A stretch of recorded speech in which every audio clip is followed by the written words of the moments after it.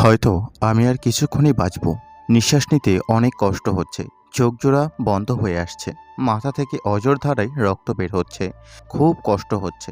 চোখের সামনে ভেসে উঠছে প্রিয়জনদের মুখগুলো। একটা ভুলের জন্য আমায় এত কষ্ট দিল, এত অবহেলা করলো তারা। হয়তো এটাই আমার ভাগ্যে ছিল। তবে অবশেষে আমি চিরশান্তিতে ঘুমাতে চললাম।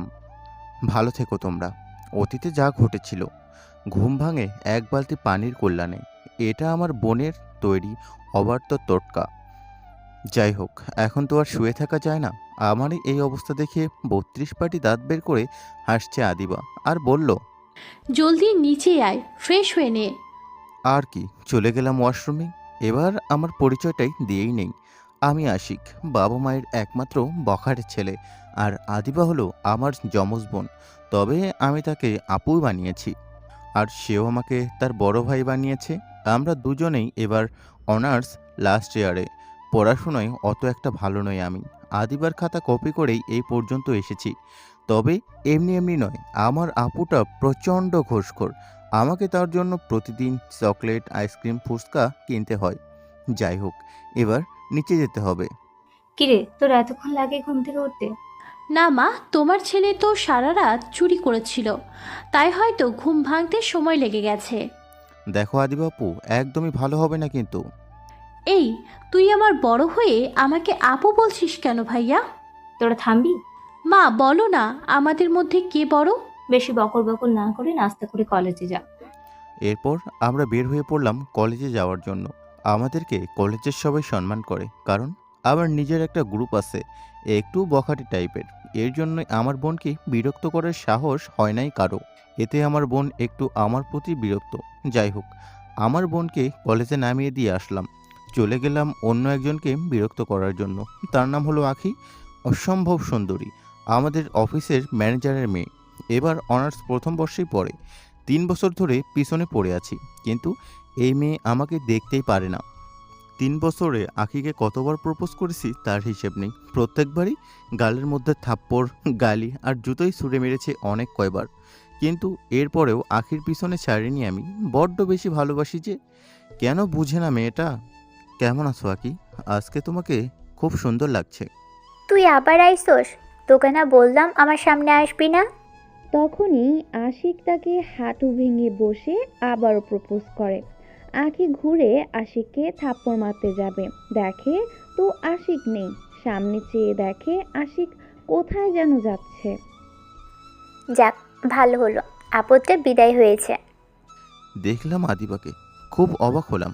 এই বইয়ের পোকাটা কলেজ রেখে এখানে কি করছে? একটু এগিয়ে গিয়ে দেখলাম একটা ছেলের সাথে আমার বোনের কথা কাটাকাটি হচ্ছে। এক পর্যায়ে ছেলেটা আমার বোনটাকে থাপ্পড় মেরে দিল। আমার মাথায় রক্ত উঠে যায়। আমার আদরের বোনকে থাপ্পড় মারা! দৌড়ে ওখানে পৌঁছালাম। কলার ধরে ঘুষি মারতে যাব, তখনই আদিবা আমার হাত ধরে ফেলে। ভাইয়া, ওকে ছেড়ে দে। ওর সাহস কি করে হয় যে তোকে থাপ্পড় মারার? কে ও? ও আমার বয়ফ্রেন্ড। আমি তো আকাশ থেকে পড়লাম। তোর বয়ফ্রেন্ড আছে, আর ও তোকে থাপ্পড় মারলো কেন? আমাদের 4 বছরের রিলেশনশিপ, কিন্তু আজকাল ও আমাকে এড়িয়ে চলছে। ফোন দিলে ফোন ধরে না, ফেসবুকেও কোনো খবর নাই, যোগাযোগও করে না। পরে আমার বান্ধবীর থেকে জানতে পারি ওর আরেকটা মেয়ের সাথে সম্পর্ক আছে। আজকে এই বিষয়ে কথা কাটাকাটি করার সময় ও আমাকে থাপ্পড় মারে। ও আমাকে ঠকিয়েছে ভাইয়া। তাহলে ওকে বাঁচালি কেন? মেরে তক্তা বানিয়ে দিতাম। ভাইয়া, আমি ওকে খুব ভালোবাসি। কেন করলো ও আমার সাথে এরকম? আমাকে জড়িয়ে কান্না করছে। আমি কান্না করে দিলাম, কারণ আমি আমার বোনের কষ্ট সহ্য করতে পারি না। চল আগে বাড়িতে চল, পরে দেখছি ছেলেটাকে। তারপর আমরা বাড়িতে চলে আসি। মা আমাদের একসাথে দেখে খুবই অবাক হলো, কারণ আমি কখনোই রাতের আগে বাড়িতে ফিরি না। মা জিজ্ঞেস করলো কি হয়েছে, কিন্তু আমি কিছুই বললাম না। বললাম আপুই নিয়ে এলো, কি কাজ নাকি আছে। তারপর আমি আপুকে তার রুমে দিয়ে আসি। এরপর নিজের রুমে এসে ফ্রেশ হয়ে গিয়ে আপুর রুমে যাই। গিয়ে দেখি আপু বালিশে মুখ গুজে কান্না করছে। আমি ওর মাথায় হাত রাখতেই আপু মাথাটা তুলল। আপুকে দেখে আমি ভয় পেয়ে গেলাম। কান্না করতে করতে চোখ মুখ ফুলিয়ে ফেলেছে। আমার বোনকে কখনোই এতটা কাঁদতে দেখিনি আমি। আমি আপুর রুমে থেকে চলে আসি। এরপর আমার ছেলেদেরকে নিয়ে ওই ছেলেটাকে ধরে আনি আর নিজের হাতে ইচ্ছামতো পিটাই, তারপর হাসপাতালে ভর্তি করাই। তখনই দেখি আপু হাসপাতালে আসলো, এসে আমাকে থাপ্পড় মারা শুরু করে দিল আর বলতে লাগলো। তুই ওকে মারলি কেন? তখনই হাসপাতালের ছেলেটির পরিবার আসলো। তখনই একটি মেয়ে এসে যা বলল তাতে আপু আর আমি দুজনেই অবাক হয়ে যাই। মেয়েটি নাকি ছেলেটার বউ।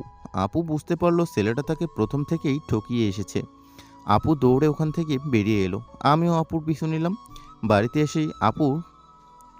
এসে আপুকে কোথাও খুঁজে পাচ্ছি না। অনেক খোঁজাখুঁজি করার পর সাদে গিয়ে আপুকে পেলাম। আমাকে দেখে জড়িয়ে ধরে ডুকরে ডুকরে কাঁদতে শুরু করলো। আমিও আপুর সাথে কান্না করতে লাগলাম। কাঁদতে কাঁদতে বললাম, আপু তুই ওই ছেলেটার জন্য কাঁদছিস? দেখিস তোকে ওই ছেলের চেয়ে 1000 গুণ ভালো একটা ছেলের সাথে বিয়ে দেব, যে তোকে খুব ভালোবাসবে। সেটা তো বুঝলাম, কিন্তু আমার ভাইয়াটা কাঁদছে কেন? আমার বোন কাঁদছে বলেই তাই। কই, আমি তো আর কাঁদছি না। তারপর আমি আদিবাকে নিজের হাতে খাইয়ে দিলাম, ঘুম পাড়িয়ে দিয়ে এলাম। খুব কষ্ট পেয়েছে মেয়েটা। এরপর আমি বাইরে এসে দেখি মা বাবা দাঁড়িয়ে আছে। আমি তাদেরকে সব কিছু খুলে বলি। তখনই বাবা বলে, তুমি কি কোনো ভালো ছেলেকে চিনো নাকি? এরপর আমি আর আপু দুজনে ছেলেটার সাথে দেখা করি। ছেলেটা একটু ভীতু টাইপের, তবে আপুর নাকি পছন্দ হয়েছে। আমার মনে হয় সব মেয়েরাই এটা চায়, যাতে বিয়ের পর স্বামীকে নাকে দড়ি দিয়ে ঘোরাতে পারে। তবে আমারও ভালো লেগেছে, এই জন্য এই ছেলেটা যে এতিম, সম্পর্কে মূল্য বুঝবে। বিয়ের পর আপুকে নিয়ে আমাদের বাড়িতেই থাকবে, সবসময় আপু আমাদের সাথেই থাকবে। দেখতে দেখতে আমাদের পরীক্ষা শেষ হয়ে যায়, আর সেই সাথে ধুমধাম করে আপুর বিয়েটাও হয়।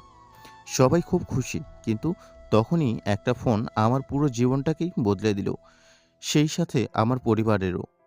ফোনটা রিসিভ করার পর ওপাশ থেকে আমার বন্ধু নিলয় বলল, আখি নাকি অন্য একটা ছেলের সাথে আছে। ছেলেটা নাকি আখির বয়ফ্রেন্ড। শুনেই তো আমার মাথা গরম হয়ে গেল। আখি আমার ছাড়া আর কারোই হতে পারে না। আমি আখি আমার সাথে এমনটা করতেই পারে না। আজকের পর এর একটা বিহিত করতেই হবে। তাই চটজলটি আমি নিলয়ের দেয়া ঠিকানায় পৌঁছে যাই। ওখানে গিয়ে আমি যা দেখলাম তাতে আমার রাগটা চরমে পৌঁছে গেল। মাথায় রক্ত উঠে গেছে। এই ছেলেটা, শালা তো দেখছি কুকুরের লেস, এত মার খাওয়ার পরেও লুচ্চামো গেল না। এই হারামিটাকে আজ আমি মেরেই ফেলবো। আসলে এই ছেলেটাই হচ্ছে আমার আপুর এক্স।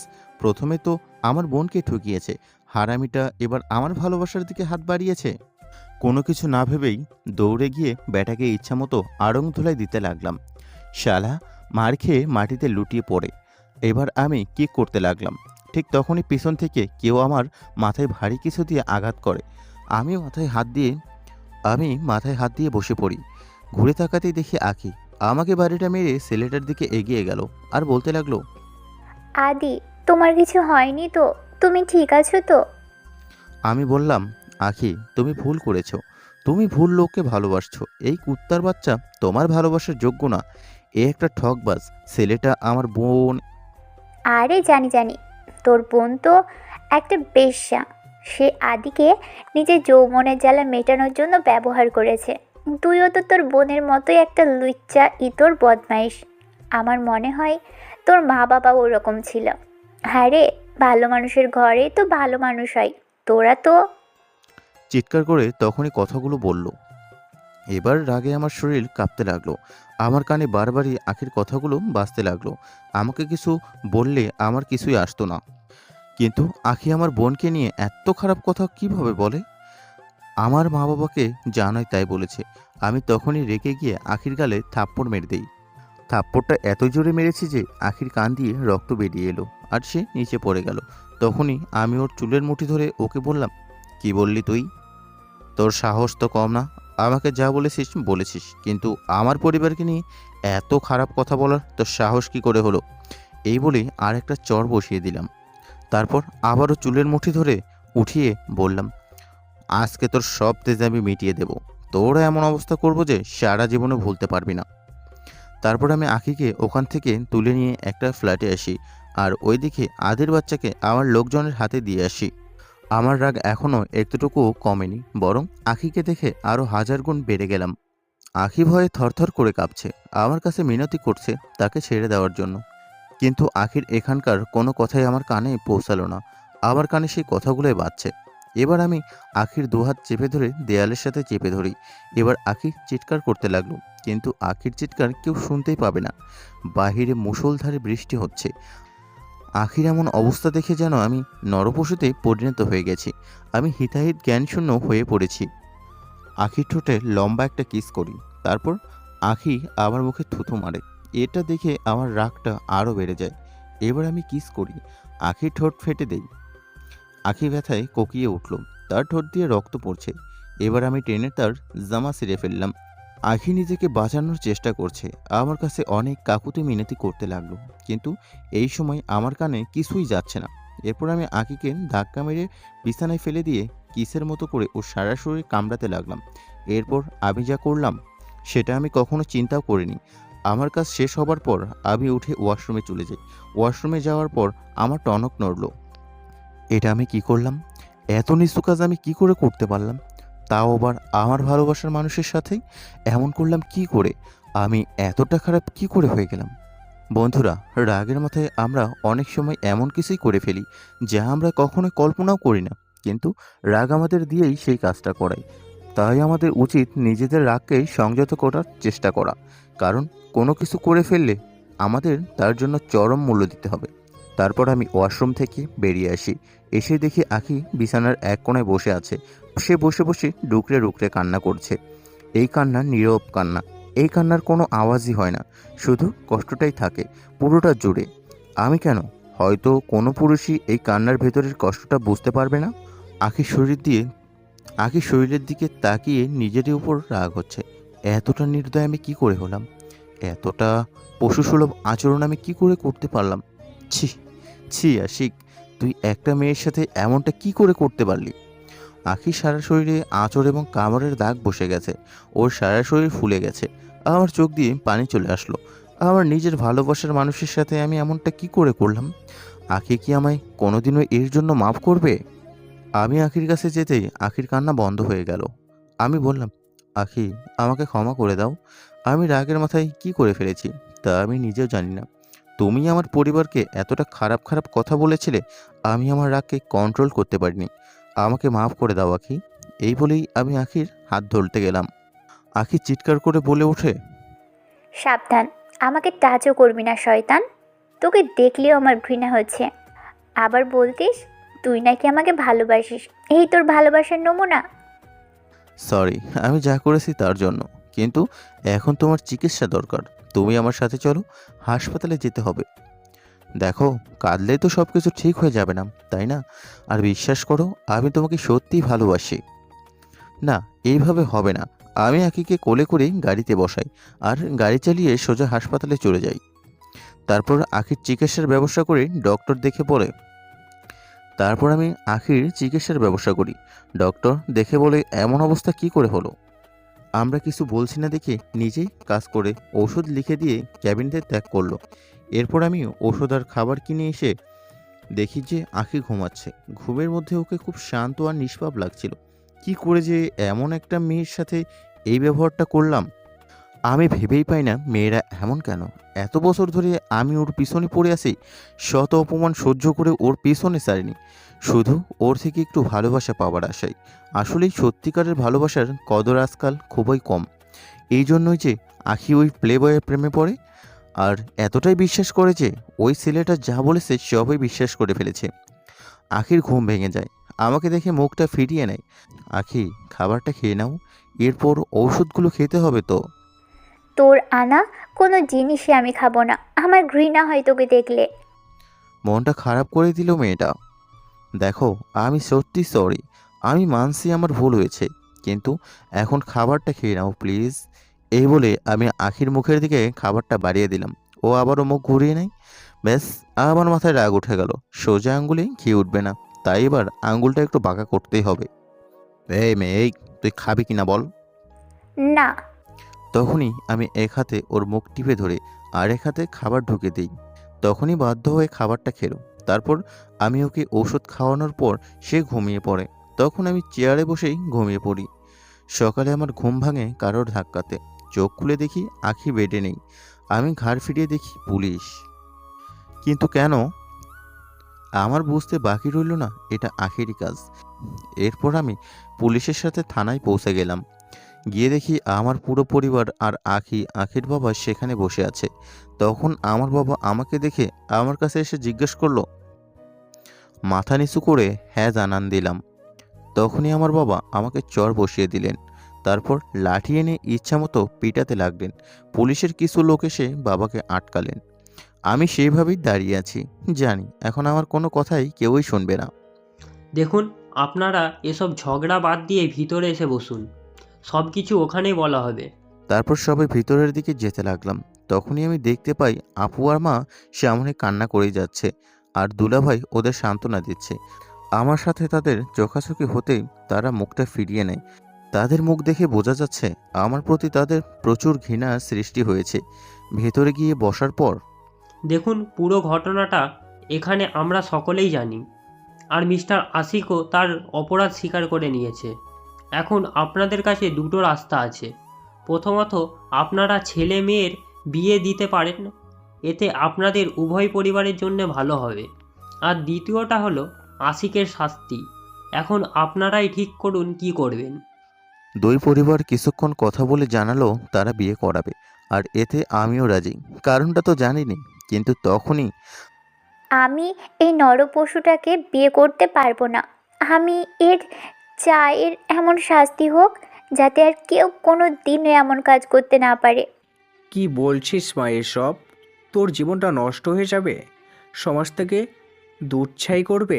এতক্ষণ কি কম কিছু হয়েছে বাবা? আখির চেহারার অবস্থা দেখে তার বাবা বলল, আমাদের কিছু সময় দিন, আমাদের পরিবারের মধ্যে কিছু কথা করে নিলে ভালো হতো। তখন অফিসার বলল, ঠিক আছে, আপনি আপনাদের 5 দিন সময় দিলাম। এর মধ্যে আপনারা আমাদেরকে সিদ্ধান্ত জানাবেন। আর ততদিন মিস্টার আশিক আমাদের হেফাজতেই থাকবে। তখন একজন কনস্টেবল এসে আমাকে নিয়ে কারাগারের ভিতরে ঢুকিয়ে দেয়। সবাই বাসায় চলে যায়। আজ আমার কারাগারে 3 দিন হয়ে গেছে। বিশ্বাস করুন, এতে আমার একটুও কষ্ট হয়নি। তবে আমার কষ্টটা হলো আমার পরিবারের কেউ আমার সাথে দেখা করতে আসেনি। অবশ্য আসবে বা কেন? আমি তো তাদের মাথার সমাজে হেট করে দিয়েছি। তখনই কেউ একজন আমার সাথে দেখা করতে এসেছে। সে দেখি দুলাভাই। তাকে দেখে আমার চোখের জল ভরে গেল।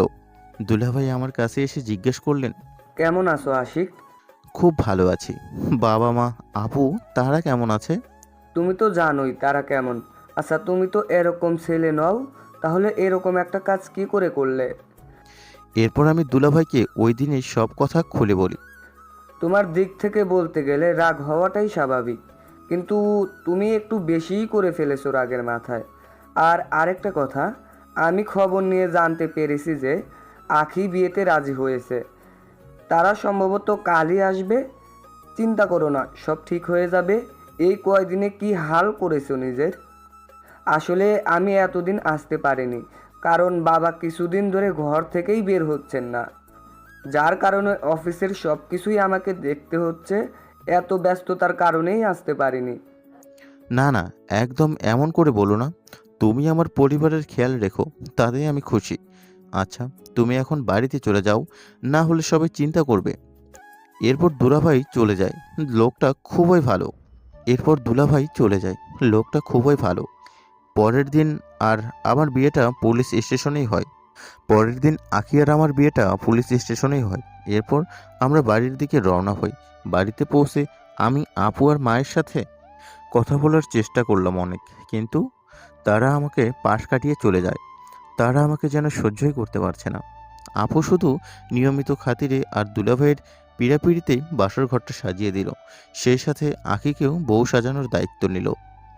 তখন বাবা আমার কাঁধে হাত রাখলেন, বললেন, বুঝতে পারলাম দুলাভাই বাবাকে সব কিছুই বলেছে। এটা ভেবে আমার খুবই ভালো লেগেছে যে বাবা আমার প্রতি রেগে নেই। তখনই বাবা বললেন, এরপর আমরা খেতে বসলাম। সবাই খাওয়া শুরু করে দিয়েছি, কিন্তু আমার পাতে কেউ খাবারই বেড়ে দেয়নি। আখিকে মা আর আপু খুব যত্ন সহকারে খাওয়াচ্ছে। আমি অনেক কষ্টে কান্না চেপে চেয়ারেই বসে রইলাম। বাবা আর দুলাভাই বিষয়টা খেয়াল করলেন, কিন্তু তারা মা আর আপুর উপরে কিছুই বলতে পারবে না। কিছুক্ষণ পর দুলাভাই আমার পাতে ভাত বেড়ে দিলেন। আমি আর পারছি না কান্নাটাকে চেপে রাখতে। চিৎকার করে কাঁদতে ইচ্ছে করছে। আমি তখন খাবার টেবিল ছেড়ে সোজা ছাদে চলে এলাম। আমার চোখ দিয়ে অঝোর ধারায় পানি পড়ছে। আমি কোনোদিনও এতটা কাঁদিনি।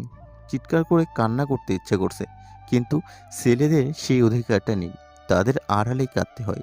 তারা চাইলেও চিৎকার করে কান্না করতে পারে না। কিছুক্ষণ পর দুলাভাই ছাদে এলেন, কিন্তু আমার এই অবস্থা দেখে কিছু না বলেই আবারও চলে গেলেন। নিজেকে কিছুটা স্বাভাবিক করে এরপর রাত 1টার দিকে আমি রুমে প্রবেশ করলাম। দেখলাম রুমটা খুব সুন্দর করেই সাজানো হয়েছে। একসময় আঁকিকে নিয়ে বাসর ঘরে অনেক স্বপ্ন ছিল আমার, কিন্তু সব কিছুই তো আমি নিজ হাতেই শেষ করে দিয়েছি। এখন আঁকির সামনে যেতেও আমার দ্বিধা হচ্ছে। তখনই আমি ধীরে ধীরে খাটের দিকে এগোলাম। আমি কাছে গিয়ে বুঝতে পারলাম আঁকি কাঁদতেছে।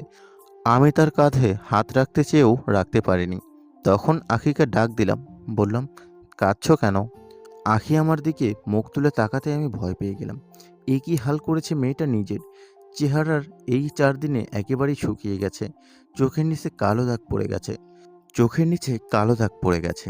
আসলে এতক্ষণ আমি নিজের অপরাধবোধের কারণে আঁখির দিকে ভালো করে তাকাতে পারিনি।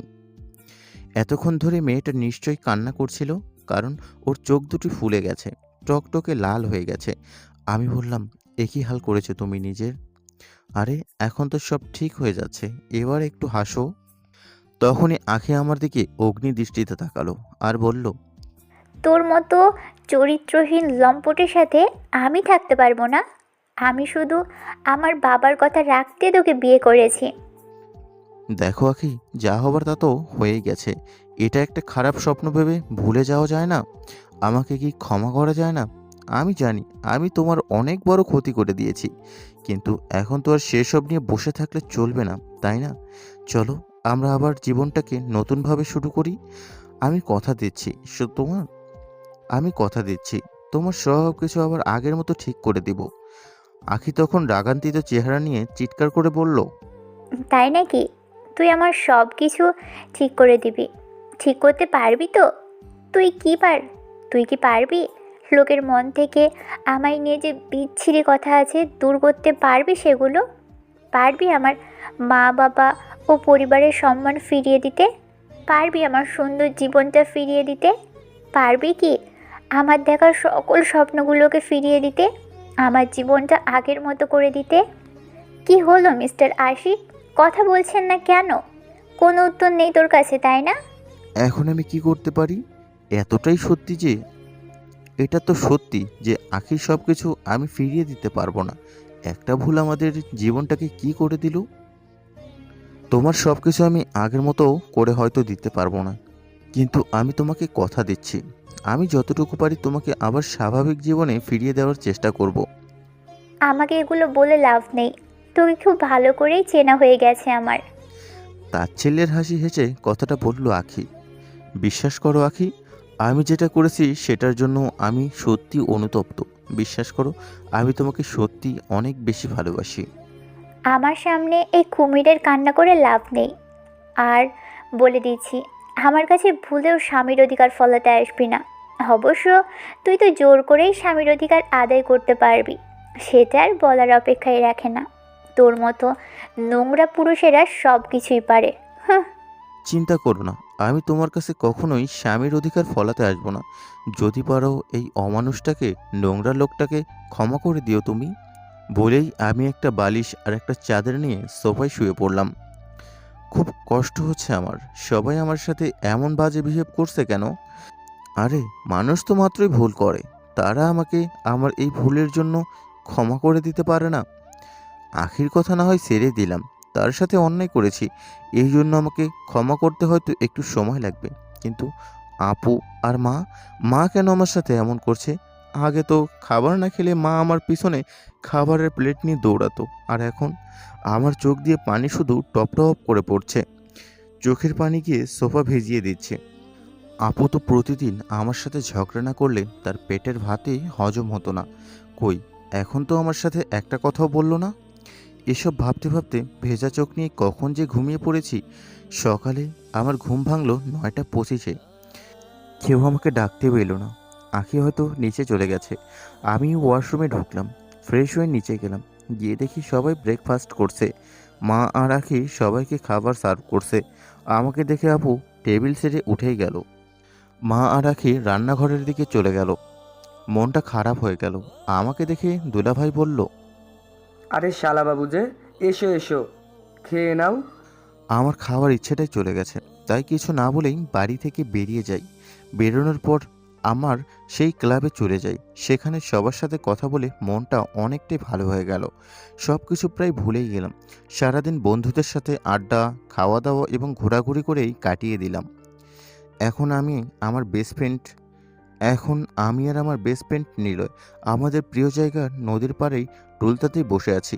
ঠিক তখনই কি রে, তোর মনটা এত খারাপ কেন? কখন থেকে খেয়াল করছি তুই কথা খুব কম বলছিস। কি হয়েছে, কি আবার কোনো সমস্যা হয়েছে? বেস্টু হয়তো এমনই হয়, শালা ঠিকই বুঝে গেছে আমার মনের কষ্টের কথা। তারপরও বললাম, আরে না রে, তেমন কিছু না মামা স্যার এসব। আর তা তো জিএফের কি খবর, আবারও সেকা দিছে নাকি? কথা ঘোরাতে চাইলাম। নিলয় আমার দিকে রাগী লুক নিয়ে চাইলো। না, এ বেটা কিছু না জেনে হয়তো আমাকে ছাড়বেই না। তখনই আমি সব কিছু খুলে বলি। আরে মামা, চাপ নিস না, সব কিছুই ঠিক হয়ে যাবে। ঘড়ির দিকে চেয়ে দেখি 8টা বেজে গেছে। তাই আমি অভ্যাস মতো আপুর জন্য চকলেট, চটপটি আর ফুচকা নিলাম। আগেই বলেছিলাম যে প্রতিদিন আপুর জন্য কিছু না কিছু নিয়ে আমায় যেতেই হয়, তাই আজকেও নিলাম। সেই সাথে আখির জন্য নিলাম। তারপর বাড়ির দিকে রওনা দিলাম।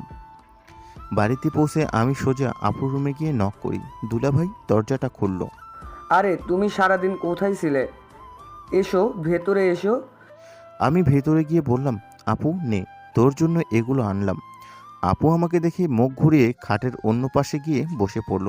তখনই দুলাভাই বলল, কি হলো, নিচ্ছ না কেন? একটু আগেও তো আমাকে বললে এনে দিতে, এখন তো শালাবাবু নিয়ে এলো, নিচ্ছ না কেন? আর আগে তো আশিক এতদিন ভুলে গিয়ে এই চটপটি, ফুচকা কিংবা আইসক্রিমও না আনলে পুরো বাড়ি মাথায় তুলে নাচাতে। আপুর কোনো রিয়াকশন নেই। আমি এগিয়ে গিয়ে বললাম, আপু আমাকে কি ক্ষমা করা যায় না? অ্যাটলিস্ট একটা সুযোগ তো দিবি আমাকে। কিন্তু আপু কিছুই বলছে না। আরে কথা বলছিস না কেন, গালিও দে, কথাও শোনা, প্লিজ এভাবে চুপ করে থাকিস না। এবার চোখগুলো দিয়ে জল পড়তে লাগলো। আপু কিছুই বলছে না। তখনই দুলাভাই বলল, আশিক এগুলো দিয়ে দাও, আমি তোমার আপুকে দিয়ে দিব।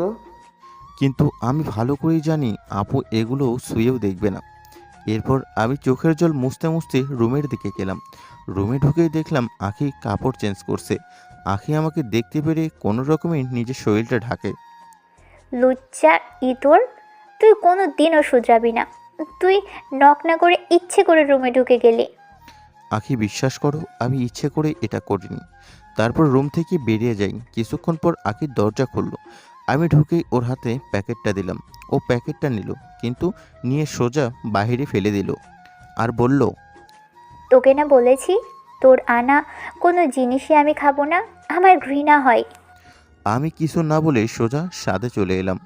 ছাদে এসে পকেট থেকে একটু আগে কিনে নিয়ে আসা সিগারেটের প্যাকেটটা বের করলাম। কি ভাবছেন আমি এখন সিগারেট খাবো?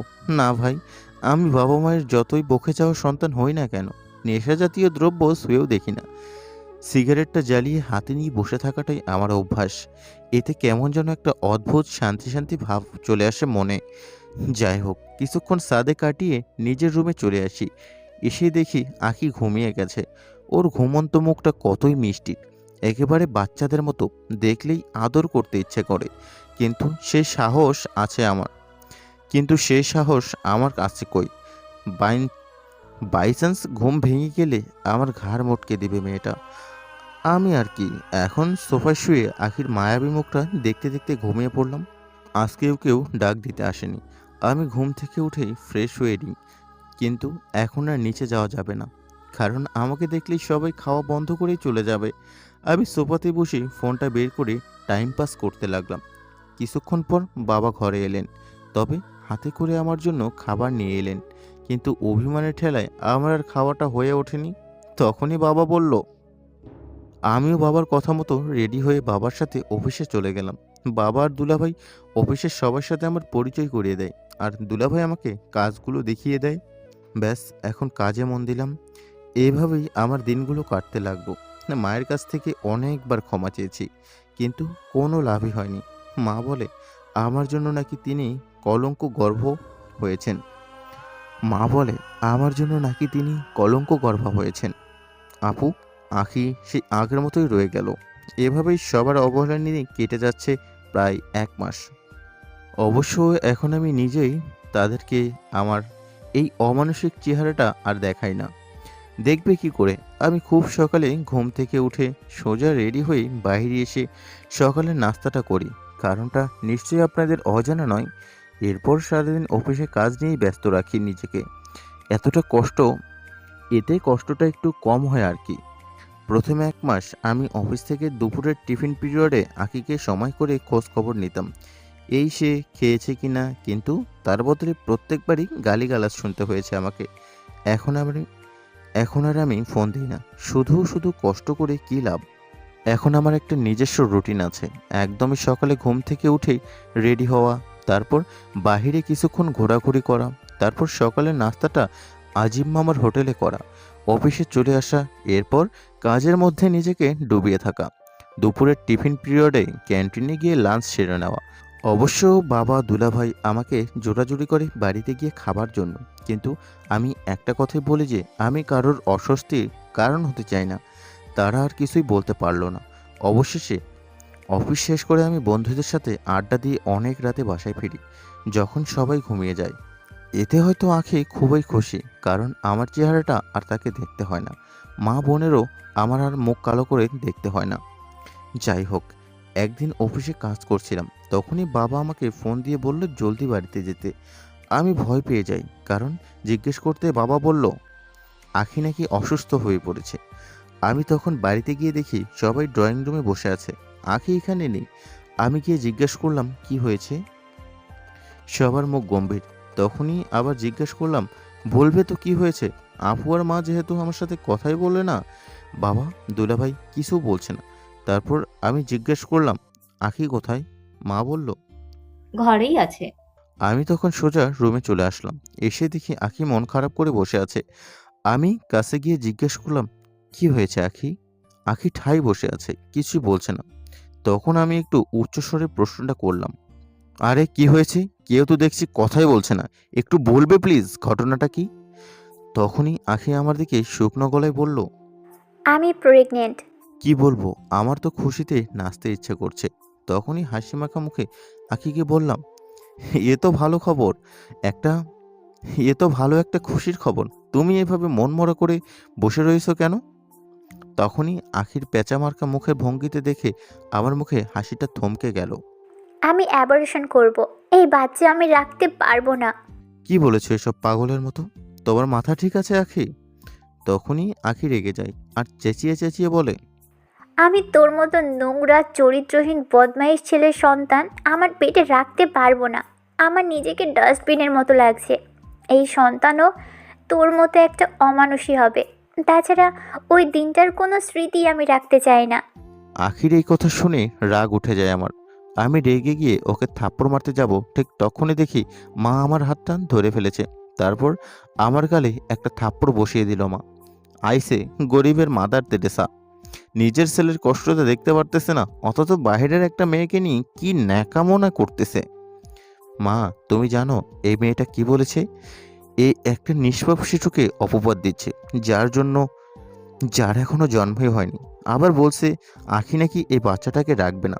তুমি বলো মা, ওর কাজটা কি ঠিক? তখন মা যা বলল তাতে আমার পায়ের নিচের মাটিটা সরে গেল। মা এই কথা কি করে বলতে পারলো? মা বলল যে তোর মতো সন্তান না হয় ভালো, এর কি গ্যারান্টি আছে যে বাচ্চাটা বড় হয়ে তোর মতো হবে না? আমার মতে আখি যেটা ঠিক মনে করেছে সেটাই করুক। আমি মায়ের পায়ে ধরে পড়ে গেলাম। মা এসব কি বলছো তুমি? আমার ভুলের জন্য একটা নিষ্পাপ শিশুকে কেন শাস্তি দিচ্ছ?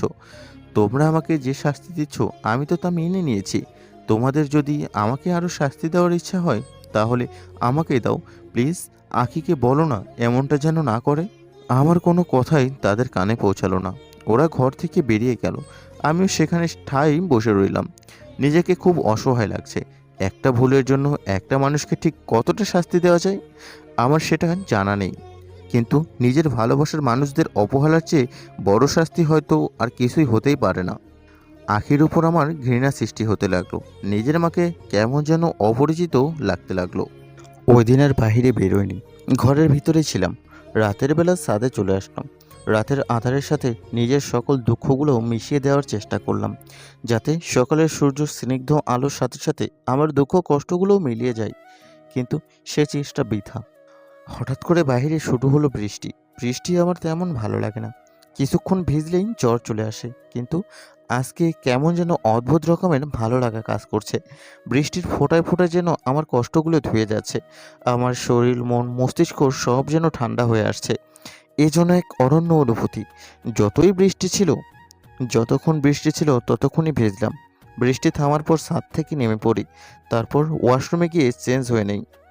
তারপর সোফায় গিয়ে শুয়ে পড়ি। রাতে খুব জ্বর আসে। সকালে চোখ খুলতে দেখি বাবা আমার মাথায় জলপট্টি ঢালছে। তারপর আমাকে খাবার খাওয়ার জন্য বলে, আমি না করে দিই। তারপর আমাকে বিছানায় শুয়ে দিয়ে চলে যায়। তিনি জানেন আমি যখন একবার বলেছি যে খাবো না, তার মানে খাবোই না। কিছুক্ষণ পর একটা ফোন আসলো।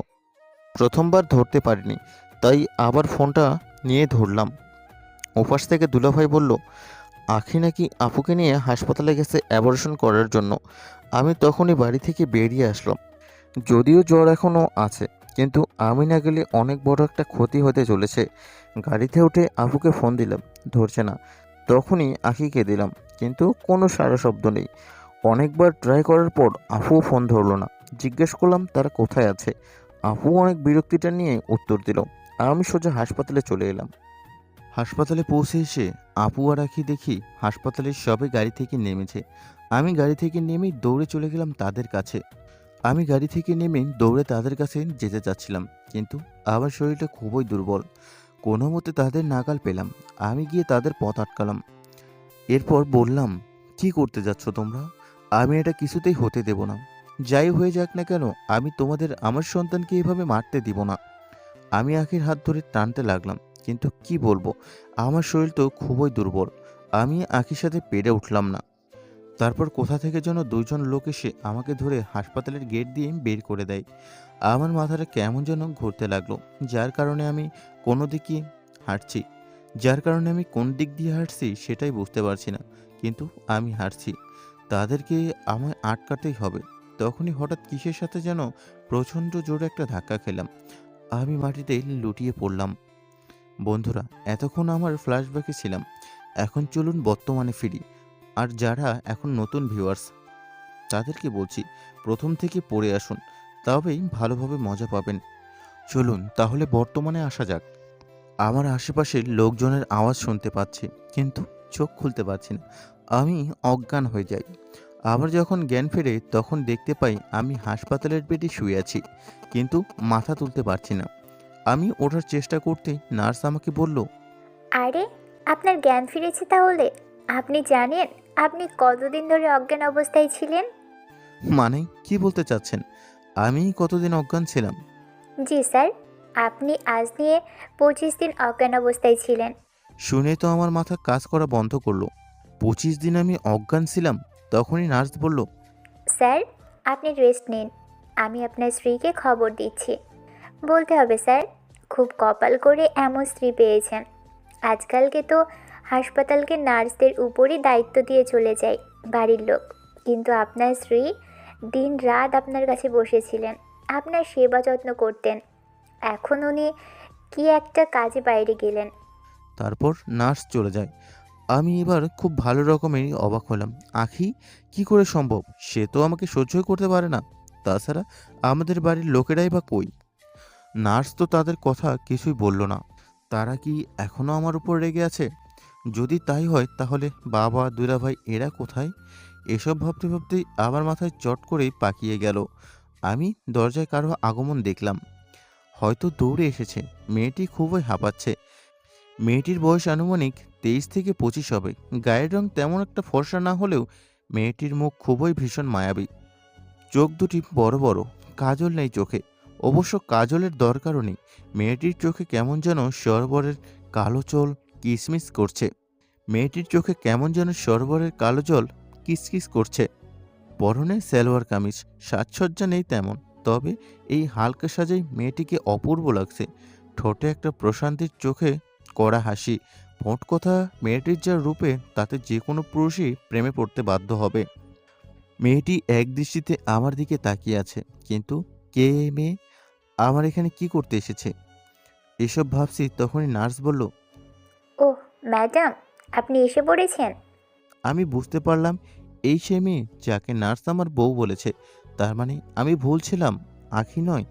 তখনই মেয়েটি আমার পাশে একটা চেয়ার নিয়ে বসে পড়ল। পুরো রুমটায় একটা মিষ্টি গন্ধে ভরে গেল, যাকে বলে মাতাল করা সুগন্ধ। মেয়েটির গা থেকে এই মিষ্টি গন্ধটা আসছে। মেয়েটি আমাকে কিছু বলতে চাচ্ছে, কিন্তু সংকোচ বোধ করছে। আর এমন একটা বেচারি টাইপ চেহারা হয়ে আছে যে হাসি পেয়ে গেল আমার। আমার হাসি দেখে মেয়েটিও হেসে দিল। আমি বললাম, আপনি তাহলে আমাকে হাসপাতালে নিয়ে এসেছেন? এবার সে কথা বলল। হ্যাঁ মিস্টার, আমি আপনাকে এখানে নিয়ে এসেছি। কেমন আছেন এখন? ভালো, আপনাকে ধন্যবাদ।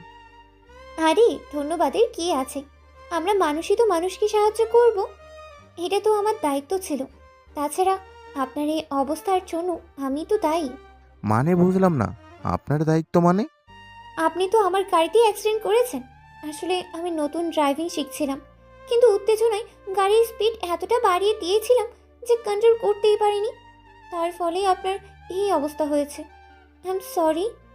আরে না না, যেটা হয়েছে সেটা হয়েছে, তা নিয়ে মাথা ঘামিয়ে লাভ নেই।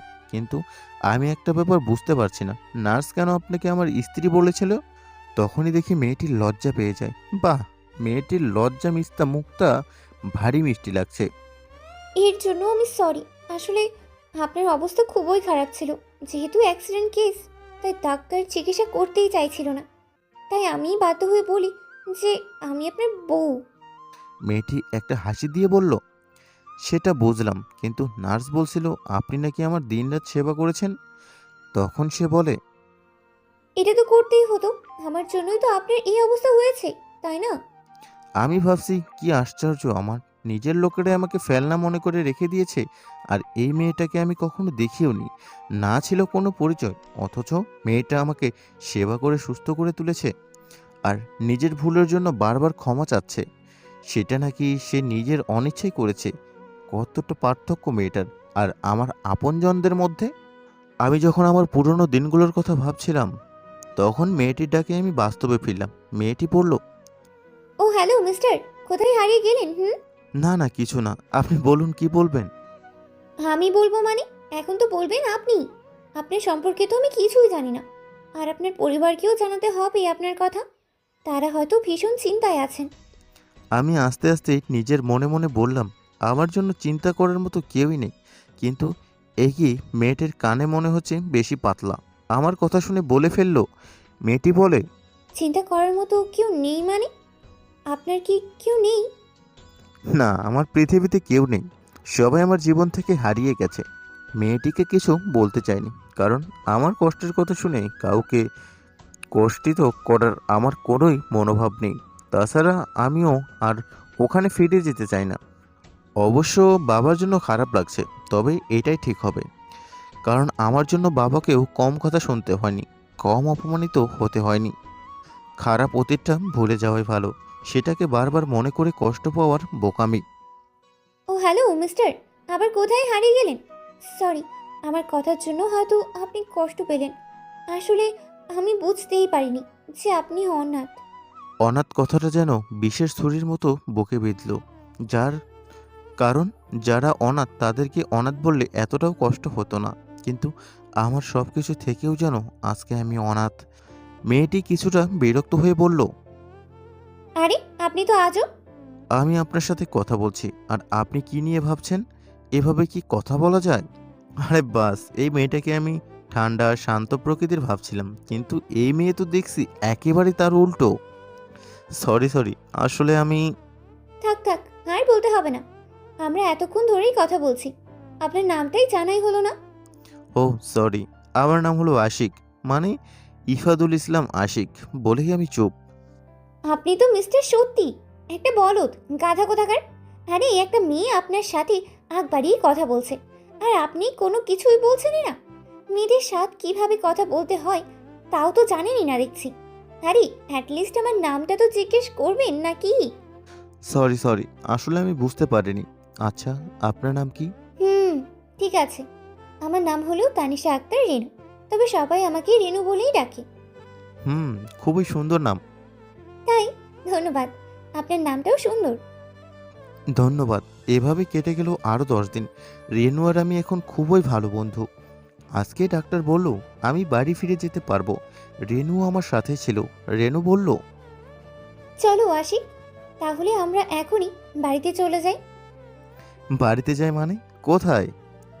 কেন? আমাদের বাড়ি। যাবে না? না গেলে তুমি যাবেটা কোথায় শুনি? আমাকে আর কিছু বলতে না দিয়ে রেনু আমার হাত ধরে টানতে টানতে গাড়ির কাছে নিয়ে গেল।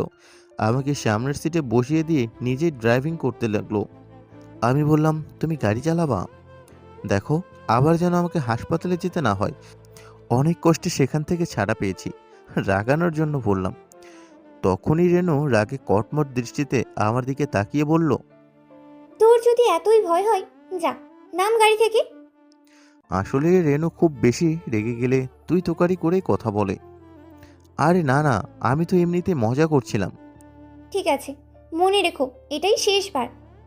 তারপর আমি রেনুর সাথে রেনুদের বাসায় ঢুকেই রেনু তার মা বাবাকে ডাকা শুরু করলো। তখনই দেখি ওর মা রান্নাঘর থেকে দৌড়ে আসছে। এভাবে বাড়ি মাথায় তুলে ডাকছিস কেন? ভদ্রমহিলা আমাদেরকে তাকিয়ে বলে, তুমি বুঝে আশিক, তাই না? এসেই বলেছেন, কি হয়েছে? আমি তখন বললাম, হ্যাঁ আন্টি, আমি আশিক। কেমন আছেন আপনি? ভালো বাবা, তুমি কেমন আছো? তোমাকে হাসপাতালে দেখতে আসেনি তাই বলে কিছু মনে করো না। আসলে রেনু তোমার কথা কালকেই আমাদের জানিয়েছে। না আন্টি, এভাবে বলছেন কেন? তখনই রেনু আমাদের থামিয়ে দিয়ে বলল, মা, তোমাদের কথা বলা শেষ হলে এবার খাবার দাও, খুব ক্ষুধা পেয়েছে। আর আব্বু কোথায়? তখনই আন্টি বললেন, ফ্রেশ হয়ে নিচে চলে এসো, ওকে? রুমটা খুবই সুন্দরভাবে গোছানো। তারপর রেনু চলে যায়। আমিও ফ্রেশ হয়ে নিচে আসি। নিচে এসে দেখলাম রেনু একজন আঙ্কেলের সাথে কথা বলছে। আমি বুঝতে পারলাম এটাই রেনুর বাবা। আমি গিয়ে জিজ্ঞেস করলাম, কেমন আছেন আঙ্কেল? তিনি আমার দিকে তাকিয়ে থেকে বললেন, হুম। তখনই আঙ্কেল আমায় কি যেন একটা বলতে যাবে, রেনু তাকে থামিয়ে দিয়ে বলল, তোমার যা জানার ইচ্ছে পরে জেনে নিও, এখন প্লিজ খেতে বসো, আমার খুবই খিদে পেয়েছে। কথাটা এমনভাবে বলল যেন কোনো ছোট্ট বাচ্চা বাবার কাছে চকলেট চাইছে। রেনুর কথায় সবাই খেতে বসে পড়ি। তারপর খাওয়া দাওয়ার পর আমি রুমে চলে আসি। শরীর খুবই ক্লান্ত ছিল, তাই এসেই ঘুমিয়ে পড়ি। তখনই কেউ আমাকে ঠেলে ঘুম থেকে উঠালো। চোখ খুলতে দেখি রেনু। আমি সাথে সাথেই উঠে পড়ি। বললাম, তুমি এখানে কি করছো? ভ্রুকুঁচকে কথাটা বলো। তুমি এখানে কি করছো? ভ্রুকুঁচকে কথাটা বলল। কেন, আমি আসতে পারি না? আর এমনি এমনি আসিনি। তুমি কি ওষুধ খেয়েছো? না, খাইনি। আসলে একটু বেশি ক্লান্ত লাগছিল, তাই বিছানায় শুয়ে ঘুম আসছে। ঠিক আছে, এই নাও ওষুধটা খেয়ে ঘুমিয়ে পড়ো, কালকে কথা হবে। তারপর রেনু একটা মিষ্টি হাসি দিয়ে চলে যায়। মেয়েটা খুবই ভালো, সরলতা আছে তার সব কিছুতেই। এত বড়লোক বাপের একমাত্র মেয়ে সাধারণত এমনটা হয় না। এটা বলতেই হবে রেনু সবার থেকে আলাদা। আপনারা হয়তো ভাবছেন আমি রেনুর প্রেমে পড়ে গেছি। না ভাই, আমি ওই দিকটাতে আর যেতে চাই না, আর কোনো রকমের সম্পর্কেও জড়াতে চাই না। আমি বাকি জীবনটা একা একাই কাটাতে চাই, কারণ আমি নতুন করে কোনো সম্পর্কে জড়াতে চাই না, আর কোনো রকমের অবহেলাও পেতে চাই না। অবহেলাও অনেক কষ্টের। তবে রেনুর এই এত কেয়ারিং দেখে আমার একটু ভয় করছে। এটাই কি শুধু বন্ধুত্ব, নাকি দায়িত্ববোধ থেকেই অন্য কিছু? রেনুদের বাড়িতে আমি আজকে আছি 5 দিন হয়। এই কয়েকদিনেই আমি একেবারেই সুস্থ হয়ে গেছি। আমাকে রেনুরা যেন তাদের পরিবারের একজন করে নিয়েছে। রেনুর মা আমাকে নিজের ছেলের মতো করেই দেখেন। তবে রেনুর বাবা একটু গম্ভীর প্রকৃতির, কিন্তু মানুষ হিসেবে খুবই ভালো। রেনুকে নিয়ে আমার যেই ভয়টা ছিল সেটাই সত্যি হলো, কারণ এই মেয়েটা কয়দিনই রেনুর ব্যবহারে সেটা নিশ্চিত করেছে। আমার প্রতি রেনুর এত কেয়ারিং যে ভালোবাসা, আমার প্রতি রেনুর এতই কেয়ারিং যে সেটাই ভালোবাসা। কারণ রেনু আমাকে সবসময় শাসন করেছে, এটা করো না, ওটা করো না, ইত্যাদি ইত্যাদি। তারপর খাবার খেতে না চাইলে নিজের হাতে জোর করে খাইয়ে দেয়। আমার পছন্দগুলো সব খুঁচিয়ে খুঁচিয়ে জেনে নিয়েছে। এখন সে আমার পছন্দের শাড়ি পরে। সে শাড়ি পরা জানতো না, কিন্তু আমার জন্য শিখে নিয়েছে। তারপর আমার পছন্দের খাবারগুলো রান্না করে খাওয়াচ্ছে। রেনু আগে নাকি কখনোই রান্নাঘরে যেতই না, কিন্তু এখন সে প্রতি বেলায় রান্নাঘরে যায়। আমার জন্য কফি বানায়, চা বানায়, কখনো আবার জুস বানিয়ে আনে। আমাকে বলতেই হবে রেনুর রান্নার হাত অনেক ভালো। মেয়েটা অনেক অনেক ভালো। কিন্তু আমি এখানে আর থাকতে পারবো না। আমার জন্য রেনু কষ্ট পাক আমি চাই না। তাছাড়াও আমি বিবাহিত। আমার অতীতে অনেক খারাপ। রেনু আমার চেয়ে অনেক ভালো কাউকে ডিজার্ভ করে। আমি তার যোগ্য নই।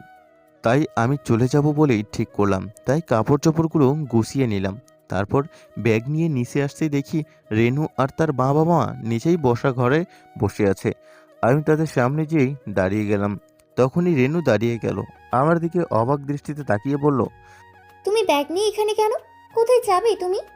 আমি বললাম, দেখো রেনু, অনেক দিনই তো হলো। আর কতদিন তোমাদের বাড়িতে এভাবে থাকবো? আমি তো সারা জীবন তোমাদের এখানে থাকতে পারবো না। আসলে আমি এখানে চাকরি খোঁজার জন্য এসেছিলাম। এতদিন তোমাদের বাড়িতে আছি, আমার কেমন যেন লাগছে। এভাবে বসে বসে সময় কাটানোর চেয়ে ভালো লাগছে না। তাই এবার গিয়ে একটা চাকরি খোঁজ করতে হবে। তাই আমি এখান থেকে আজকেই চলে যেতে চাচ্ছি। তোমাদের সবাইকে অনেক ধন্যবাদ। তোমরা আমার আপনজন না হয়েও আমার জন্য অনেক ভালোবাসা দিয়েছো। সেজন্যই আমি সারা জীবন তোমাদের প্রতি কৃতজ্ঞ থাকব। রেনু, তোমার মতো বন্ধু সবার ভাগ্যে জোটে না। আমি অনেক ভাগ্যবান যে তোমার মতো একটা ভালো একজন বন্ধু আমার জীবনে পেয়েছি। কথাগুলো আমি অন্যদিকে তাকিয়ে একটানা বলেই গেলাম। চেয়ে দেখি আমার কথা শুনে তারা সবাই দাঁড়িয়ে পড়েছে। রেনুর চোখে জল চিকচিক করছে। এই এই বুঝি বৃষ্টি নামবে। তখনই আঙ্কেল বললেন। আমি বললাম, না আঙ্কেল, এমনটা কেন বলছেন? আসলে কাজ না করে থাকতে আমার কাছে ভালো লাগছে না। তাছাড়া আমি কি একেবারেই চলে যাচ্ছি নাকি? যখন মন চাইবে তখন আপনাদের সাথে আড্ডা মারতে চলে আসব। আর আন্টির হাতের খাবার খেতে তো অবশ্যই আসবই। চেয়ে দেখি অলরেডি রেনু কান্না শুরু করেছে। এখানে থাকা নিরাপদ নয়। আমি দ্রুত বেরিয়ে আসতে যাব, ঠিক তখনই শুনতে পেলাম রেনুর কান্নার মিশ্রিত রাগী কণ্ঠ। রেনু বলল, তুই যদি আর এক পা আগাস তাহলে হাত পা ভেঙে আবার হাসপাতালে ফেলে আসবো। এই মেয়ে বলে কি? তবে এই মেয়ের কোনো বিশ্বাস নেই। রাগের মাথায় সব কিছু করতে পারে। তাই পা সামনে আগানোর সাহস করে উঠতে পারলাম না। আমি ওখানেই থেমে যাই। তখনই দূরত্ব পায়ে রেনু আমার সামনে এসে দাঁড়ালো। চেয়ে দেখি রেনুর চোখে আর নাক মুখ পুরোই লাল হয়ে আছে। রাগ আর কান্নার জন্যই এমনটা হয়েছে। আমি ভয় মিশ্রিত চোখে ওর দিকে তাকিয়ে আছি। তখনই রেনু বলতে লাগলো, খুব কাজ করার ইচ্ছা তাই না তোর? কাজ করার জন্য একেবারে পাগল তাই না? আমিও দেখব তুই কত কাজ করতে পারোস। তোকে কাজ খুঁজতে হবে না, আমাদের অফিসে তোর মতো এমন কাজের লোকই দরকার। কথাটা বলেই রেনু তার বাবাকে উদ্দেশ্য করে বলল, বাবা, আমাদের অফিসেই ওর একটা কাজের ব্যবস্থা করে দাও। তখনই আঙ্কেল বললেন, ব্যাস হয়ে গেল, আমার যাওয়া সকল রাস্তা এখন বন্ধ। তখনই রেনু আমার হাতে থেকে প্রায় সো মেরে ব্যাগটা নিয়ে সোজা উপরে চলে গেল। আর আমি হতভম্ব হয়ে দাঁড়িয়ে আছি। তখন আঙ্কেল আমাকে বললেন, আমি শুধু মাথা নেড়ে সম্মতি জানালাম। এখন আমি কি করব? আমি তো অন্য একটা কারণে চলে যেতে চেয়েছিলাম। আর রেনুকে বোঝানোই মুশকিল, যার আগে মেয়ে। তারপর আমি উপরে চলে আসি আমার রুমে এসে ঢুকতেই দেখি রেনু বসে আছে। আমি ঢুকতেই রাগীভাবে আমার দিকে তাকালো আর বলল, তুমি চলে যেতে চাইছিলে কেন? আর শোনো, ফার্দার যেন এরকমটা না হয়। কথাটা বলি আমার কাছে এসে গালে চট করে একটা কিস করে দৌড়। আমি ওখানে দাঁড়িয়ে থেকে ভাবতে লাগলাম, আমি কি করব? কি করে রেনুকে বলবো যে ও যেটা ভাবছে সেটা কখনোই সম্ভব না? আমার অতীতটা ওকে কিভাবে বলবো? আমার অতীত জানার পর রেনু কি রিয়াকশন করবে? তারপর সোজা ওয়াশরুমে চলে যাই। ফ্রেশ হয়ে বের হয়ে আসতে দেখি রেনু হাজির। রেনু দেখতে রেনুকে দেখে তো বড়সড় একটা ক্রাশ খেলাম। আজ পর্যন্ত রেনুকে এতটা সাজতে দেখিনি। নীল শাড়িতে রেনুকে একেবারেই নীল পরীর মতো লাগছে। আমি অপলক দৃষ্টিতে রেনুর দিকে তাকিয়ে আছি। রেনুর ডাকে আমার ঘোর কাটলো। রেনু আমার দিকে তাকিয়ে মুচকে হাসি দিয়ে বলল, এমন হাঁ করে থাকলে মুখে শুধু মশা মাছি না, ডাইনোসরও ঢুকে যাবে। আমি কিছুটা ইতস্তভাবে বললাম, কী সব বলছো তুমি? তোমার দিকে হাঁ করে দেখার কি আছে? আমি তো দেখছিলাম তুমি এতটা ময়দা মাখছো কেন? রেনু রেগে আগুন হয়ে গেছে। কি কি বললে তুমি? আমি ময়দা মাখি? এই প্রথম আমি এতটা সুন্দর করে সাজলাম, কোথায় তুমি আমার একটু প্রশংসা করবে তা না। এ কি সর্বনাশ! এই মেয়ে তো মজাও বোঝে না। এই একটা তুচ্ছ বিষয় নিয়ে কান্না শুরু করেছে। আমি বললাম, আরে আরে কি করছো তুমি? আমি তো শুধু মজা করে বলেছিলাম। তুমি কাঁদছো কেন? তোমাকে তো খুবই সুন্দর লাগছে, একেবারে নীল পরীর মতো। তখনই কান্না শেষ, মুচকি একটা হাসি দিয়ে বলল। সত্যি আমাকে এতটা সুন্দর লাগছে? আমি বললাম, আরে হ্যাঁ সত্যি তোমাকে আজকে খুবই সুন্দর লাগছে। আমি তো চোখেই ফেরাতে পারছি না। সত্যি? হুম, কিন্তু আমি একটা বিষয় বুঝতে পারছি না, তুমি হঠাৎ করে এত সেজেছো কেন? কোনো বিশেষ কারণ? তখনই রেনু বলল। কারণ আছে। কি কারণ শুনি? পরে বলবো, কিন্তু এখন তুমি এই পাঞ্জাবিটা পরে রেডি হয়ে নাও। আমরা আজকে একটা জায়গায় যাব। কিন্তু কোথায়? বেশি কথা না বলে যাও, পাঞ্জাবিটা পরে আসো। এরপর আমি রেনুর হাত থেকে পোশাকটা নিয়ে আবার ওয়াশরুমে ঢুকলাম। আমি ওয়াশরুম থেকে জামাটা পরে বাইরে এলাম। রেনু আমার দিকে তাকিয়ে বলল। তোমাকে এই পাঞ্জাবিতে কত কিউট লাগছে তুমি জানো, আমার তো মন চাইছে। কি মন চাইছে? রেনু একটা মুচকি হাসি দিয়ে বলল। কিছু না, চলো, দেরি হয়ে যাচ্ছে। তারপর আমরা নিচে চলে আসি। আন্টি আমাদের দেখে বলেন, কোথাও যাচ্ছিস তোরা? তখন রেনু বলল। মা, তোমাকে না বললাম আজকে আমার ফ্রেন্ড সাদিয়ার বিয়ে। আচ্ছা, আমরা এখন আসছি। সাবধানে যাস। আর বাবা আশিক, তুমি রেনুকে একটু দেখে রেখো। মেয়েটা বড্ড ঝগড়টে, যার তার সাথে ঝগড়া করে বসে। আন্টি চিন্তা করবেন না, আমি ওকে দেখেই রাখবো। এরপর আমি আর রেনু বেরিয়ে পড়লাম গাড়ি নিয়ে। তবে আজকে ড্রাইভিং সিটে আমি বসেছি, আর রেনু আমার পাশেই। রেনু আমাকে রাস্তা বলে দিচ্ছে। আমার একটা গিফটের দোকানে চলে আসলাম। সেখান থেকে রেনু তার ফ্রেন্ডের জন্য একটা গিফট নিল, আর আমরা দোকান থেকে বেরিয়ে আসলাম। আবার রওনা দিলাম রেনুর ফ্রেন্ডের বাড়ির উদ্দেশ্যে। গাড়ি যাওয়ার সময় রেনু আমাকে অনেক ধরনের প্রশ্ন করেছিল, আর ওর এত বকবকের উত্তর আমি শুধু হ্যাঁ বলেছিলাম। তারপর দেখি এই মেয়েটা থামছেই না। যাই হোক, এই বাচাল মেয়ের অত্যাচার সহ্য করতে করতে আমরা বিয়েবাড়িতে পৌঁছে গেলাম। বিয়েবাড়িতে যাওয়ার পরে রেনু আমাকে তার বন্ধুদের সাথে পরিচয় করিয়ে দেয় ফ্রেন্ড হিসেবে। যাক, বাঁচা গেল। আমি তো অন্য কিছুই ভাবছিলাম। তখনই রেনুকে নাকি তার কোণে বান্ধবী ভেতরে ডাকছে। আমি তো আর মেয়েদের কাছে ওখানে যেতে পারবো না। তাই রেনু আমাকে একা এখানে রেখেই চলে গেল আর বলল। আমি একটু আসছি। আমি একা একা একপাশে দাঁড়িয়ে আছি, কাউকেই তো চিনি না। আর আগ বাড়িয়ে কারোর সাথে কথা বলার অভ্যাসও আমার নেই। বলতে পারেন একা একা সবসময় কাটাতেই আমার ভালো লাগে। তখনই আমার শান্ত বিনষ্ট করতে চলে আসলো একটা ময়দা সুন্দরী। মেয়েটি রেনুর ফ্রেন্ড, নাম হলো শান্তি। কি অশান্তি! মেয়েটা এসেই একেবারে আমার গা ঘেঁষে দাঁড়িয়েছে। তাই আমি একটু পিছিয়ে যাই। তখনই অশান্তি মানে শান্তি বলল। হাই, আমাকে চিনতে পারছেন? চিনব না কেন, একটু আগেই তো কথা হলো। আপনাকে না এই নীল পাঞ্জাবিতে অনেক কিউট লাগছে। ভদ্রতার খাতিরে আমিও বললাম, থ্যাংক ইউ, আপনাকেও অনেক সুন্দর লাগছে। শান্তি খুশিতে গদগদ হয়ে বলল। সত্যি? আমি একটা কথাই বুঝতে পারি না, মেয়েরা কেন এত আদিগিল্লা কেন হয়? আচ্ছা, একটা প্রশ্ন করব। হ্যাঁ বলুন, কি বলবেন? আচ্ছা, আপনার কোনো জিভ আছে? কথাটা শুনে মনে যেন আমি একটা উষ্টা খাইলাম।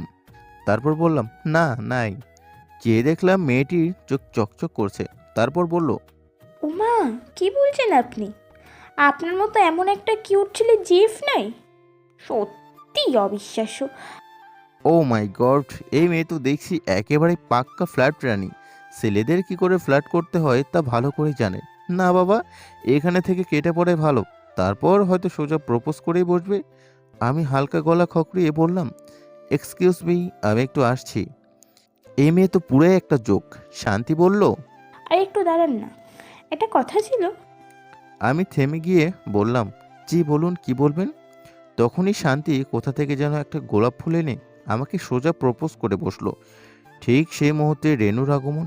রেনুর আগে ফুঁসতে ফুঁসতে আমার কাছে আসে, এসে একটা ধাক্কা দিয়ে দিল যে শান্তি তাল সামলাতে না পেরে পাশে থাকা একটা ছেলের উপর গিয়ে পড়ে। তারপর রেনু শান্তিকে উদ্দেশ্য করে বলে, হারামজাদি, তোর সাহস কি করে হলো আশিককে প্রপোজ করার? তখনই দেখি শান্তিও কম না। শান্তি উঠেই রেনুর সামনে দাঁড়িয়ে বলল, তাতে তোর সমস্যা কি? আশিক তোর বিফ নাকি বিয়ে করা বর যে অন্য কেউ তাকে প্রপোজ করতে পারবে না? আন্টি আমাকে আগেই সাবধান করে দিয়েছিল যে রেনু ঝগড়াটে একটা মেয়ে, এই জন্যই রেনু শান্তির পুরো একটা লঙ্কা কাণ্ড বাঁধিয়ে দিয়েছে। এখন আমি কি করব? বিয়ে বাড়ির সবাই আমাদের দিকেই তাকিয়ে আছে। তখনই আমি রেনুকে রীতিমতো টানতে টানতে বাহিরে নিয়ে অন্যদিকে চলে গেলাম। রাগে রেনুর নাক মুখ পুরোই লাল হয়ে গেছে। আমি জিজ্ঞেস করলাম, তুমি এটা কি করলা? শুধু শুধু শান্তির সাথে এভাবে ঝগড়া কেন করেছিলে? রেনু তখনই রাগী কণ্ঠে বলল, ওই শান্তির সাহস কি করে হয় তোমাকে প্রপোজ করার? আমি আর উল্টো এই প্রশ্ন করলাম না যে তাতে তোমার কি, কারণ যদি এই প্রশ্নটা করে ফেলি তাহলে আমার কপালে শনি আছে। রাগের মাথায় রেনু আমাকে প্রপোজ করে, রাগের মাথায় রেনু আমাকে কি প্রপোজ কি বিয়েও করে ফেলতে পারে। আর তাই আর কথা বাড়াতে না দিয়ে রেনুকে বললাম, এসব বাদ দাও, এখন চলো, বিয়ে তো শুরু হয়ে যাচ্ছে। তারপর রেনু কিছুটা শান্ত হলো। আমার হাতটা শক্ত করে জড়িয়ে ধরে বিয়ের জায়গাতে পৌঁছালাম। আমি আর কিছু বললাম না। রেনু ওই পুরো অনুষ্ঠান আমার হাতটা একেবারের জন্য ছাড়েনি। তারপর সবকিছু সম্পন্ন করে বাড়ি থেকে বের হয়ে অনেকটাই রাত হয়ে গেল। আমরা গাড়ি নিয়ে চলে আসলাম। গাড়ি স্টার্ট দিতে দিতেই মুষলধারে বৃষ্টি শুরু হয়ে গেল। তখনই ঘটল আরেক বিপত্তি। বাড়ির 1 কিলোমিটারের কাছাকাছি আসতেই গাড়ি বাবাজি যান ছেড়ে দিলেন। এখন কি করব? বাহিরে এত বৃষ্টি, তার মধ্যে এত রাত, কোনো গাড়িও পাওয়া যাবে না, আর সারা রাত এখানে থাকতেও পারবো না। তখনই আমি রেনুর দিকে তাকিয়ে দেখি ও খুবই খুশি। আমি রেনুকে জিজ্ঞেস করলাম, এই বিপদে তুমি এত খুশি হচ্ছ কেন? রেনু হাসি মুখে জবাব দিল যে তার নাকি বৃষ্টিতে ভিজতে খুবই পছন্দ। সে নাকি বৃষ্টিতে নামলেই বৃষ্টিতে ভিজবে শুরু করবে। কথাটা বলতে দেরি রেনু গাড়ি থেকে নেমে বৃষ্টিতে ভিজতে শুরু করলো। আমি পুরাই রেনুর কন্ডা কারখানা দেখে। রেনু বাইরে গিয়ে বাচ্চাদের মতো লাফালাফি শুরু করে দিয়েছে আর খিলখিল করে হাসছে। সে কি হাসি? কারো হাসি এতটা সুন্দর হতে পারে? আমি অবাক দৃষ্টিতে রেনুর দিকে তাকিয়ে আছি। তখনই দেখি রেনু থেমে গিয়ে আমার দিকে তাকিয়ে আছে। রেনু ইশারায় জিজ্ঞেস করলো, কি হয়েছে? আমার দিকে এভাবে তাকিয়ে আছো কেন? আমিও মাথা নেড়ে জবাব দিলাম, কিছুই না। তখনই দেখি রেনু আমাকেও ডাকছে। আমি না করে দিলাম। কারণটা তো আপনারা ভালো করেই জানেন, আমার বৃষ্টি সহ্য হয় না। কিন্তু কে শোনে কার কথা? আমাকে কিছু বলতে না দিয়ে রেনু ওকে টেনে গাড়ি থেকে নামায়। কি আর করার, আমিও রেনুর সাথে যোগ দিলাম। ভালোই লাগছে রেনুর সাথে এভাবে বৃষ্টিতে ভিজতে। তারপর আমরা বৃষ্টিতে ভিজতে ভিজতে হেঁটেই বাড়িতে রওনা দিলাম। কিছুক্ষণ পর বৃষ্টিটি কিছুটা হালকা হয়ে যায়, কিন্তু ঠান্ডা বাতাস বইতে শুরু করে। তখনই দেখি রেনু আমার সাথে একবারে গা ঘেঁষে হাঁটতেছে, আমার হাতটা শক্ত করে জড়িয়ে ধরে আছে। আমি লক্ষ্য করলাম ঠান্ডা বাতাসের কারণে রেনুর শীতে ঠকঠক করে কাঁপছে। এখন আমি কি করি? আমার কাছে কোনো শার্ট নেই যে রেনুর গায়ে চাপিয়ে দেব। আশেপাশে কোনো দোকানও দেখছি না। আর এদিকে শীতের কারণে রেনুর অবস্থা খারাপ হয়ে যাচ্ছে। এই মেয়েটারে কেডাই কইছিল এমনি নাইচ্চা নাইচ্চা বৃষ্টিতে ভিজতে? রেনু শীতে এতটাই কাবু হয়ে গেছে যে ঠিকমতো হাঁটতেও পারছে না। আমি কোনো উপায় না পেয়ে রেনুকে কোলে তুলে নিলাম। রেনুর সাথে সাথে আমার গলাটা জড়িয়ে ধরে, তারপর বুকের সাথে মিশে যেতে চাইলো। তাই আমি দ্রুত হাঁটা লাগালাম। কিছুক্ষণের মধ্যেই বাড়িতে পৌঁছে গেলাম। দরজার সামনে এসেই আমি রেনুকে নামিয়ে দেই। রেনুর দিকে তাকাতে দেখি লজ্জায় চোখ নামিয়ে নিয়েছে, আর দেখছি মিটিমিটি হাসছে। লজ্জার কারণটা বুঝলাম, কিন্তু মেয়েটা হাসছে কেন? তারপর দরজায় কলিং বেল টিপতেই আন্টি বেরিয়ে এলো। আন্টি আমাদের দেখেই পুরোই টাস্কি খেয়ে গেল, কারণ আমার পা থেকে মাথা অবধি পুরোই কাকভেজা হয়ে গেছি। আন্টি ব্যস্তভাবে জিজ্ঞেস করলেন,